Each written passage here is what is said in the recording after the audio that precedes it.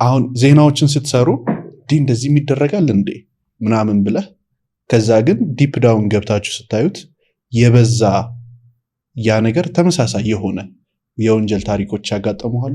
አዎ ባይዘዌ ጥሩ ጥያቄ ነው ያነሳው። ፖሊስ ቴሌቪዥን የሀገር ባለውለታ ነው። ለምሳሌ አስገድዶ መድፈር ድሮም ነበር፣ ግን በጣም እንደ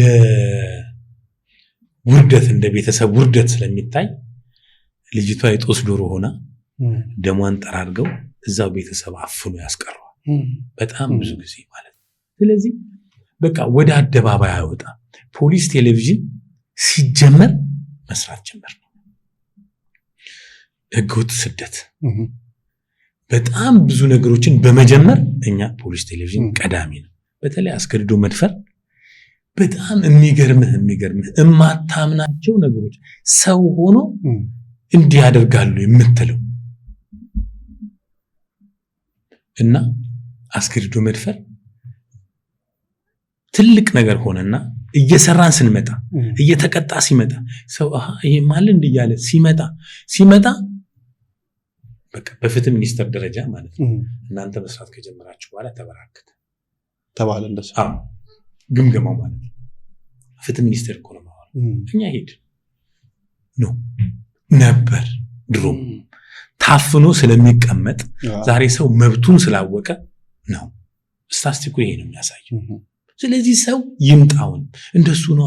አያው ተበራከተ እነሱ መስራት ከጀመሩ ብሎ ነው ያሰበው። እኛ እኮ ድፈሩ ብለን አይደለም የምናስተምር። የደፈረው 10 ዓመት ተፈረደበት ያንሳል እያለ ጨመር ለምሳሌ የ5 ዓመት ልጅ የ80 ዓመት አዛውንት ደፍሮ HIV ያዛት ልጅ አውቃለሁ።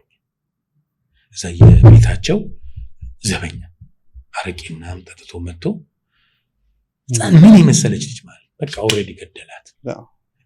እንደዚህ ማለት ዘግናኝ ታሪክ። ልጆቻችሁን ጠብቁ፣ ከልጆቻችሁ ጋር ኢንቲሜት ሁኑ። አንድ ደግሞ የመዋለ ሕፃናት ዘበኛ 12 ልጆችን 6ቱን ነው 4ቱን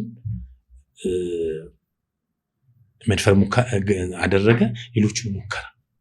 ከዛ በጣም ትልቅ ትምህርት ቤት እኮ ነው የምነግርህ፣ የሀብታም ትምህርት ቤት።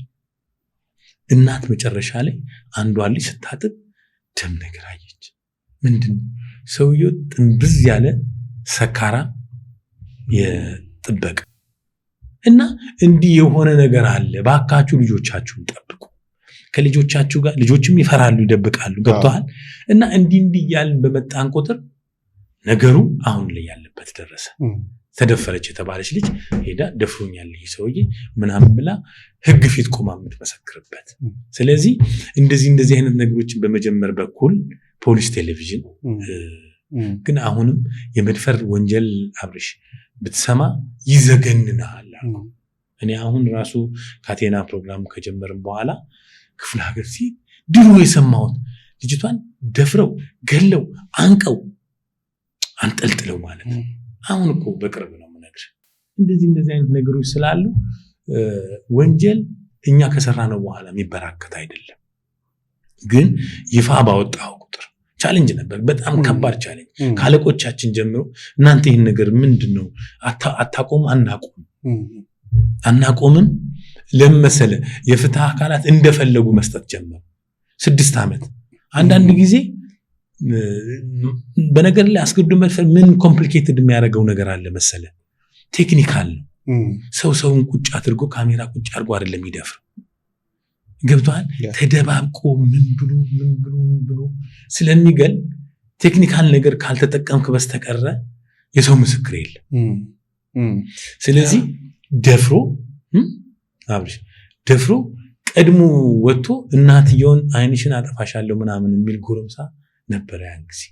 እነዚህ አይነት ሰዎችን በመከላከል በኩል ሌሎችን በርካታ ወንጀሎች እንዳይበራከቱ በማድረግ በኩል ፖሊስ ቴሌቪዥን ባለውለታ ነውና እኛ እንደዚህ በተለይ እኔ በተለይ ሲያም ሶሪ ከሁሉ ወንጀል እንደዚህ አይነት ወንጀል ያናደኛል። የመጨረሻ አሁንም ቢሆን ማለት ነው በቃ ሰውም አይመስለኝ እንደዚህ አይነት አስገድዶ መድፈር ማለት አንደኛ ምን ስሜት ሰጥቷቸው እንደሆነ እኔ አይገባኝ።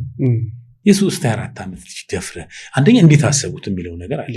እንዴት ሲጀመር ከዛ በኋላ ደፍረ የሆነ ነገር አድርገ ልጅቷን ለዘላለም አንድ ጊዜ ኢንተርቪው ላረግ ሲሄድ ልጅቷ ደፍሮ እንትን ያላት ቀዳ ልትወጣ እንትን ግድግዳ ስትታ ወንድ ስላየች ማለት እኔ እሷ ጋር ሄጄ አይዞሽ ምናምን ስላት እናትየው ጋር ተጠምጥማ በቃ እቺ ልጅ ምን ትሆናለች?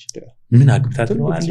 እንዴት ከማጋ ትኖራለች ብለህ ታስብ። መግደሉ እንደውም አንዳንድ ጊዜ ተርፈውስ በቃ በኋላ ምን አይነት ሳይኮሎጂ እንደሚኖራቸው እንዴት ሊረሱት እንደሚችሉ በዛ እድሜ ላይ ማለት ነው። ስለዚህ አብርሽ እንደዚህ አይነት ነገሮች አሉ። መልሼልህ ኮን ጥያቄ አንድን ሰው ሲዋሽህ የሰረቀን ሰው እንደዚህ ያደረገን ሰው አንድ ሰው አይቶ እንዴት ሊያውቅ ይችላል? የፖሊስ የምርመራ ዘዴ ምትነግረን ይኖራል? አይቶ የሚያውቅበት ነገር ላይኖር ይችላል፣ ግን ክሉ ሊያገኝ ይችላል። ፍንጭ ማለት አንዳንድ ጊዜ እኮ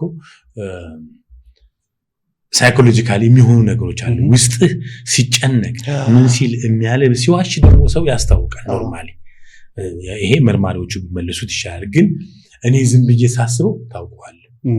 ያ ሰው ሲዋሽ ታውቃለህ። ለመከላከል ሲሞክር ያንን ነገር የምትረዳበት ሴንስ አለ።